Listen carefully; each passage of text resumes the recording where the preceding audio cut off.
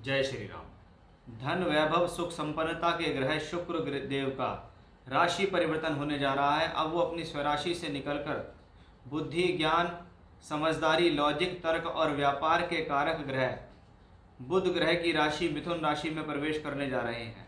12 जून 2024 को शुक्र का राशि परिवर्तन होगा और शुक्र अपनी वृषभ राशि स्वराशि से निकलकर अपने मित्र बुध की राशि में प्रवेश कर जाएंगे, जहां पर वो लगभग 7 जुलाई 2024 तक रहेंगे। इसका आपकी राशि पर क्या प्रभाव पड़ने वाला है, इस विषय की जानकारी हम पूर्ण रूप से आपको आज इस वीडियो के अंदर देंगे। अगर आप हमारे चैनल पर पहली बार जुड़े हैं, वीडियो आपको पसंद आती है तो आप उसको सब्सक्राइब कीजिए, जिससे आपको आगे भी जानकारी मिलती रहे। और स्क्रीन पर जो नंबर दिए हुए हैं, यदि आप अपनी जन्म पत्रिका दिखाना चाहते हैं तो व्हाट्सएप नंबर आपको दिया हुआ है, वहां पर आप अपनी डिटेल शेयर कर सकते हैं।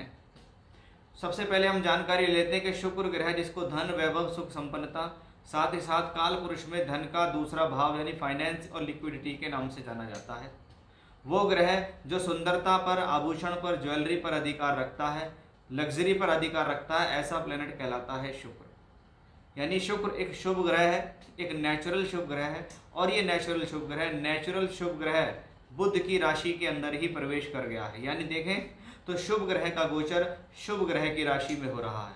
वहां पर बुध ग्रह की राशि है जो कि एक वायु तत्व की राशि है। यानी ऐसी स्थिति में विचारों का आवागमन होता है। आपके द्वारा किए गए विचार, आपके द्वारा लिए गए निर्णय किसी न किसी रूप से दूरगामी दृष्टिकोण रखते हुए ऐसी स्थिति में सफलता देते हैं। बहुत बार ऐसी स्थिति में देखा जाता है कि व्यक्ति जिस काम में लगता है उस काम में कहीं ना कहीं वो दूरगामी दृष्टिकोण रखते हुए उस काम को आगे बढ़ाता है, या कह सकते हैं आइडियाज आपको आते हैं। मिथुन राशि काल पुरुष की तीसरी राशि है, जिससे शुक्र उसमें प्रवेश करने जा रहे हैं। ये तीसरी राशि टूर, ट्रैवलिंग, यात्रा, एक्सपोर्ट, इंपोर्ट, ट्रांसपोर्ट, परिवर्तन, यात्रा, छोटी बड़ी यात्रा, स्थान परिवर्तन, ट्रांसफर आदि के लिए देखी जाती है। यानी शुक्र का इन चीज़ों से संबंध बन रहा है। यानी किसी न किसी तरीके से आने वाले समय में धन की स्थिति का बढ़ना इन सब चीज़ों से जुड़कर दिखाई देता है। ऐसी स्थिति में जब शुक्र बुध की राशि में जाते हैं तो ये दोनों ही शुभ ग्रह हैं, इसलिए शुक्र ग्रह का यहाँ बल बढ़ता है। जैसे ही शुक्र राशि में थे ऐसे ही अच्छे फल वो मिथुन राशि में देने में सक्षम है, क्योंकि 14 जून से बुध ग्रह भी उसी राशि के अंदर आ जाएंगे, तो बनेगा शुक्र बुध का एक लक्ष्मी योग। तो ये कॉम्बिनेशन भी अपने आप में शुभ स्थिति को दर्शा रहा है। ऐसी स्थिति में यदि आपको शुक्र या बुध से संबंधित दशा आपकी जन्म पत्रिका के अनुसार चल रही है तो यह स्थिति आपके लिए बेहद शुभ है। खास तौर पर यदि आपका जन्म मृगशिरा, आद्रा या पुनर्वसु इनके अंदर हुआ है तो भी आपके लिए शुभ हो जाता है। या आपकी जन्म पत्रिका के अंदर मिथुन राशि के अंदर यदि कोई ग्रह बैठे हुए हैं तो वो कहीं ना कहीं इन 3 नक्षत्रों में ही बैठेंगे और शुक्र का उनके ऊपर से गोचर चलेगा, जो कि और अधिक अति शुभ फल देगा। यानी हम ये भी कह सकते हैं कि शुक्र बुध की दशा का फल बढ़ जाता है ऐसी स्थिति में।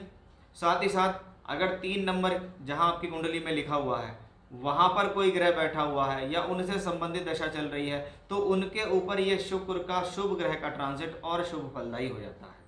अब हम इसको जानेंगे कि आपकी राशि के लिए इसका और क्या खास विशेष स्थितियां हैं, क्योंकि जब शुक्र ग्रह जिसको हम धन से जोड़ते हैं और जो बुध ग्रह है जिसको हम व्यापार से और फाइनेंस से और वाणिज्य से या कलात्मक रवैये से या स्पोर्ट्स से, आपके द्वारा की गई क्रिएटिविटी से जोड़ते हैं, तो आपका इनसे संबंधित यदि कोई काम है तो उन पर भी इसका ज़्यादा प्रभाव पड़ता है। अब हम जानेंगे कि आपकी राशि पर इसका क्या प्रभाव है, क्योंकि जितनी भी बातें मैंने आपको इंट्रोडक्शन में बताई हैं ये सब चीज़ें तो विशेष रूप से फल देंगी ही देंगी। ये सब चीज़ें, इनका प्रभाव तो आपको देखने को मिलेगा ही मिलेगा। अब इसको राशि से देखते हैं कि किस राशि के लिए ये और ज़्यादा शुभ हो सकता है।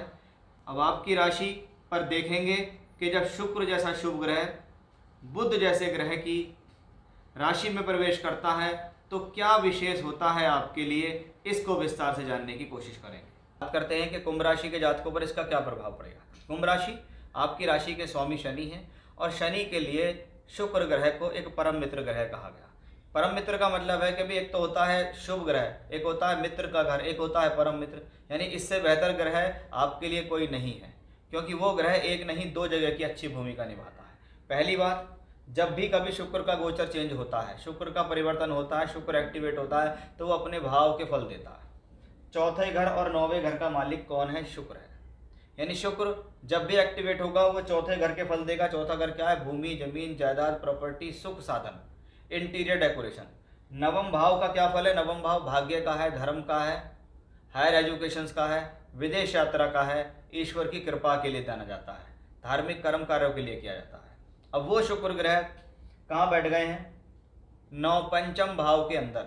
यानी पहली बात, केंद्र का स्वामी त्रिकोण में है तो राजयोग है, और त्रिकोण का स्वामी त्रिकोण में है तो धन योग। यानी अकेला ये शुक्र शुभ भावों का स्वामी होकर शुभ भाव में बैठा है, चौथे घर का मालिक होकर यहाँ बैठा है, तो ये भूमि, जमीन, जायदाद, प्रॉपर्टी, सुख, साधन, संपन्नता, वाहन सुख, लग्जरी सुख देने में सक्षम है। पंचम भाव में बैठा है और पंचम का मालिक बुध भी वहाँ बैठा हुआ है, क्योंकि 14 जून को बुध वहाँ आ जाएंगे। तो क्या बनेगा? ये लक्ष्मी योग बन गया, ये शुक्र बुध का इंटेलिजेंस योग बन गया, ये कलानिधि योग बन गया। इसको हम लक्ष्मी योग कह सकते हैं, माता सरस्वती की कृपा कह सकते हैं, क्योंकि गुरु इस दौरान यहाँ होंगे, और गुरु शुक्र जब एक दूसरे से केंद्र त्रिकोण में हो तो सरस्वती योग बनता है।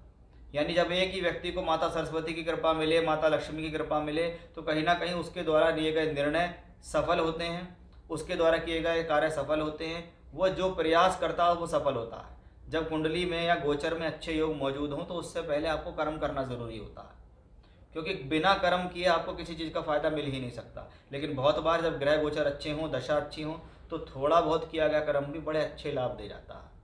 वो कहाँ से आता है? पंचम भाव। तो यानी पांचवा घर शिक्षा, विद्या, बुद्धि का है, शुभ है। अब नवम भाव का मालिक है तो एजुकेशन के साथ हायर एजुकेशन शुभ हो गई, यात्राओं से मिलेगा लाभ, विदेश यात्रा करना चाहते हैं, विदेश जाना चाहते हैं, पढ़ने के लिए दूर जाना चाहते हैं, सही समय है। इस दौरान अपनी पहल कीजिए, आपको फायदा मिलेगा, भाग्य आपका साथ देगा।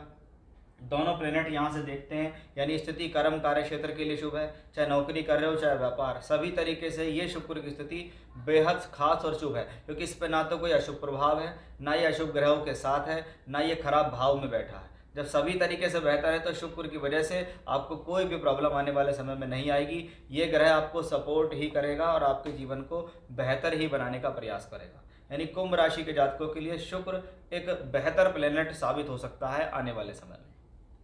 जय श्री राम।